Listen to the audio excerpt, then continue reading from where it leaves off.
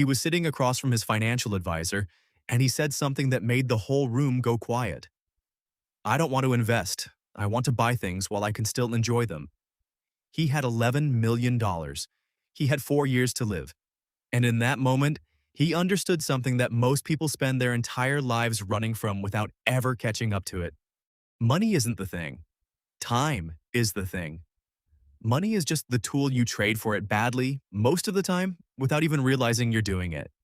By the end of this video, you'll understand 10 financial truths that wealthy people learn early, sometimes by accident, sometimes by watching their own parents lose everything at the kitchen table, while everyone else learns them decades too late, if they ever learn them at all. One of these truths is going to make you genuinely uncomfortable. I'll get to it. But first, I need you to sit with something simpler. Something that only changes anything the moment you actually believe it instead of just nodding along and closing the tab. And here's the question that should be bothering you already. If two people earn the exact same salary for 20 years straight, working the same hours, raising the same size family, why does one of them retire free and the other one retires terrified, still checking prices at the grocery store out of habit? It isn't luck. It isn't the market. It's something quieter than that, something almost nobody talks about out loud, and you're about to see exactly what it is. There's a man named Arjun who worked in logistics for 11 years. Same company, same title. Every raise he got, he upgraded something. The apartment, the car, the vacations, the watch. By 34, he was earning six figures and had $11 of real net worth to show for it. Not 11,000. 11. Meanwhile, his neighbor, a man who drove for a delivery service and kept the same car for a decade, had quietly built a portfolio worth $400,000 that nobody in the building ever suspected. That's the first truth, and it's the one nobody wants to hear. Wealth has almost nothing to do with income. It has everything to do with the gap, the distance between what comes in and what actually stays. You can earn $300,000 a year and be functionally poorer than someone making 60, because wealth and poverty were never about the number on the paycheck. They're about the number that survives once the noise stops. Here's the second one, and this is where it starts to sting a little. The wealthy treat spending as a series of tiny identity votes. Every purchase is a ballot cast for who you're choosing to become next year. Buy the car you can't quite afford, and you just voted for someone who needs to look successful right now. Buy the index fund instead, and you voted for someone who will be free in 15 years. Most people cast that vote every single day against their own future, without ever realizing there was an election happening in the first place. Now here's where it gets interesting, because the wealthy don't actually avoid spending. That part is a myth sold in 100 different personal finance books. They spend enormously, just not on the things you'd expect them to. There's a hedge fund manager whose story I came across who spends almost nothing on clothes, drives a car that's 12 years old, and once spent $40,000 on a single month of intensive language immersion because he wanted to close a deal in Lisbon without needing a translator in the room. That's truth number 3. Rich people don't minimize spending. They maximize return per dollar, even when the return is completely invisible to everyone watching. A skill, a relationship, a piece of leverage nobody else can see coming yet. Meanwhile, the person earning half as much is financing a watch to look like they've already arrived somewhere they haven't gotten to yet. Same impulse to spend, completely different math running underneath it. Stay with me, because the fourth truth is the one that actually rewires how you look at every dollar you've ever earned. And it starts with a marshmallow. There was a psychologist named Walter Mischel who ran an experiment in the 1960s with 4-year-olds, and exactly that, a marshmallow. Put it on the table, tell the kid if they wait 15 minutes without touching it, they get a second one. Some kids grabbed it in 9 seconds flat. Some stared at the wall, sang quietly to themselves, sat on their own hands, and made it the entire 15 minutes.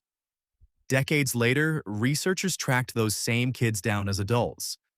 The ones who waited had dramatically better financial outcomes, better health, stronger relationships, not because they were smarter, not because they came from more money, because at 4 years old, they'd already practiced the one skill that separates every wealthy person from every broke one.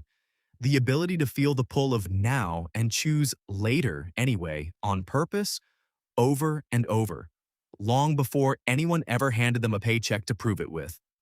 That's truth number 4. Wealth is delayed gratification wearing a suit. It was never about knowing which stock to pick or which fund to trust. It's about being able to sit in the discomfort of not having the thing yet and staying there a little longer than everyone else. Remember that open loop from earlier? The man with $11 million and 4 years left to spend it? I'm closing it now because it connects to everything we just covered. He wasn't wrong to want to enjoy his money.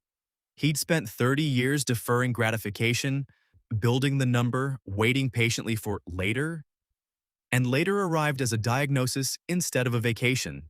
The people who actually get wealth right hold two truths at once, and that's truth number 5. Delay gratification on the things that compound. Stop delaying on the things that don't. A dollar invested compounds quietly for decades. A conversation with your own father does not wait for your schedule to open up. Knowing the difference between those two categories is worth more than any stock tip you will ever be handed.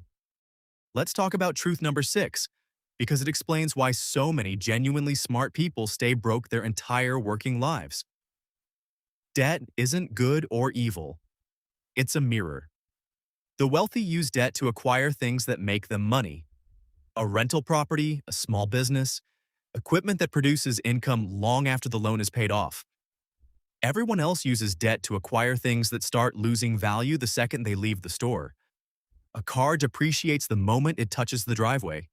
Finance $60,000 on a truck, and you'll have paid back close to 70 before it's worth half of what you owe on it. A rental property, bought at the right price, pays you every single month for 30 years, and at the end of it, you still own the thing, plus whatever it's grown into. Same tool, opposite direction. Nobody teaches this distinction in school, mostly because the people writing the curriculum never learned it themselves. And the ones who did aren't the ones writing textbooks for a living. I'll admit something here because it makes the next truth land harder. I used to think debt was just a number on a statement, something you either had or didn't. It took me years to understand that debt has a direction. It either builds something for you while you sleep, or it quietly drains something from you while you sleep. And most people never stop to ask which one theirs is doing. Here's truth 7, and it's uncomfortable. So brace yourself for it. Your friend group functions as a financial forecast, not metaphorically, statistically.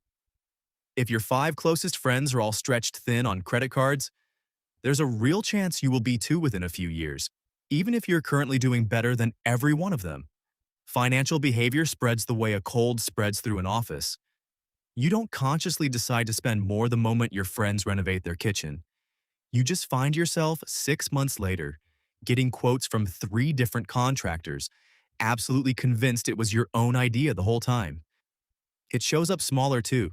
The group dinner where everyone orders a second round without checking the bill, the bachelor trip that quietly costs a mortgage payment, the birthday gift that keeps climbing because nobody wants to be the one who gave less. You're not weak for feeling that pull, you're human.